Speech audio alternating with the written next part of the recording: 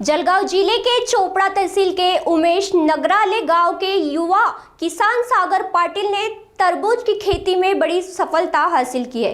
कृषि विशेष तज्ञ की सलाह और सही योजना के तहत 7 दिसंबर को मल्चिंग पद्धति से की गई खेती का अब बेहतर परिणाम मिल रहा है।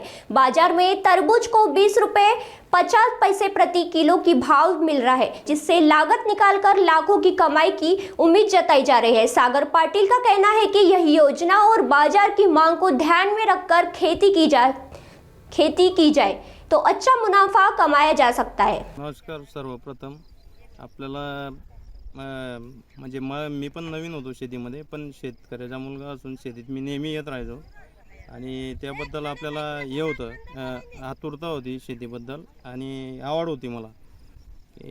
मग मी बियाणं घेतलं जिग्ना गोल्ड म्हणून एक, आमच्या काकांनी बी सजेस्ट केलं होतं, त्यांचा मित्र होता एक ओळखीचा, त्यांनी सांगितलं। मग ते बियाणं घेऊन मी रोप बनवलं। थंडीमध्ये ते एकसारखं उतरत नाही म्हणून मी हे केलं, रोप बनवलं, रोप घेतलं, रोप लावलं, 7 डिसेंबरला लावलं।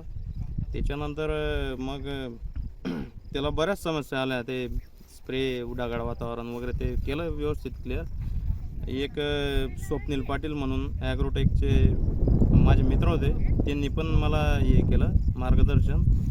आणि त्याच्यानंतर मग सुप्रभात ग्रुप आहे, विनय दादा म्हणून, अरुण काका पाटील म्हणून आहेत, त्यांनी मला कंटिन्यू मग जिथून माझा प्लॉट खराब झाला तिथून मला त्यांनी पूर्णपणे सपोर्ट केला आणि पूर्ण क्वालिटी माल चांगला बनवण्याला प्रयत्न केला त्यांनी, म्हणजे मेहनत घेतली आणि मला बी सांगितलं तू सागर वेळेवर या गोष्टी कर, नाही तर प्लॉट अर्धा गेलेला होता आपला।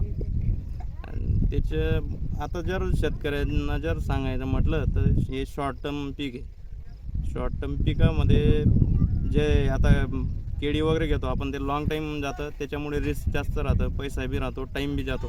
त्याच्यापेक्षा शेतकऱ्याचे जे तरुण वर्ग आहे त्यांनी इंटरेस्ट घेऊन शेतीमध्ये बारीक सूक्ष्म नियोजन करून, पाण्याचं व्यवस्थापन व्यवस्थित करून आणि खताचं योग्य मात्रा नियोजन आणि येणारे सण उत्सव आणि मार्केटमध्ये काय त्या गोष्टींचं माहिती घेऊन योग्य ते नियोजनपूर्वक त्या वेळेवर आपण रोप लावलं पाहिजे आणि हार्वेस्टिंग केव्हा होईल आपलं त्याचं नियोजन केलं पाहिजे। त्याच्यानुसार मग आणि निसर्गाने बी साथ भेटली पाहिजे, त्याच्यात आपण फवारणी वगैरे ते करत राहतो, ते आपल्या हातातलं आहे, आपण मेहनत करावं।